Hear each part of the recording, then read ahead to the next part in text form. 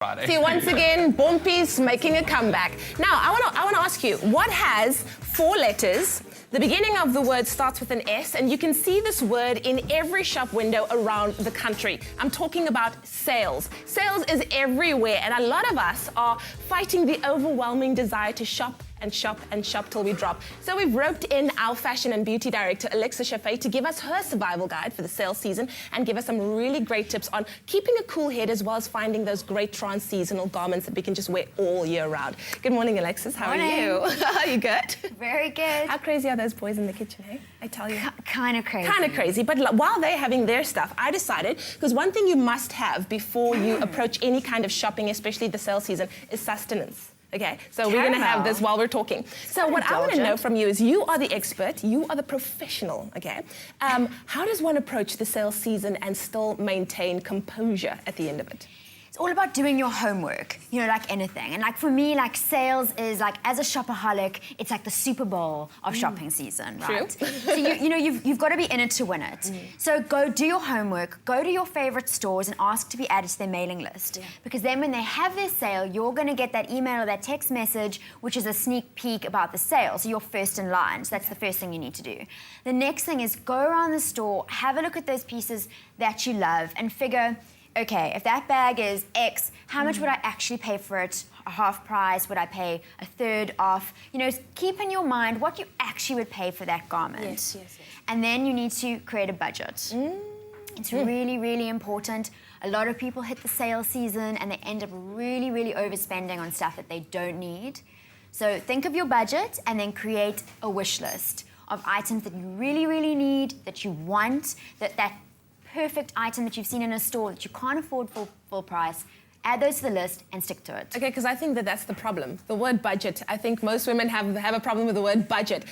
Because what happens is we see these really low prices, shoes that cost, you know, a really big amount of money, and all of a sudden they're really, really cheap. How does one go through the process of making sure that you stick to that budget and you only buy within those parameters?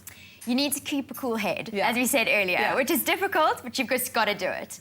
So you've got to think to yourself, do you love this item? Yes. Would you actually have bought it full price? Okay. A lot of things we trick ourselves into buying at half price, and we never would have bought them full price, and we don't even like them when we get home. That's true. So you need to think about that. You need to think about, can you wear it next season or the following summer or following winter? Okay. So is it a classic piece? Is it worth what you're paying for it, even at a discount? Yeah.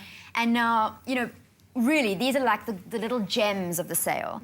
You've got to think high quality at a low price. Okay. That is the bargain piece. So you've got to really hunt out your good fabrics, your leathers, your silks, your cashmeres, beautiful knit piece, a classic trench coat that you're going to wear for the rest of your life. Those pieces, if you get them at any kind of discount, long term, then you're going to win. Okay, now let's talk about, you did mention trans-seasonal garments. Let's talk about the trends that we can look forward to. So we know that when we are buying, we're thinking ahead and we're not just buying for now. What are some of the trends we can look forward to? As I always say, black is always back. It never goes out of style. I don't believe it when people say pink is the new black. It's just not true. It's not true. It's a lie. It's a lie. Anything in black, you can definitely wear it this winter coming. There's a lot of black going on. And even into next summer, there's little bits of black coming through. So if it's black, I think it's a safe bet. Okay, wonderful. White is definitely returning next summer.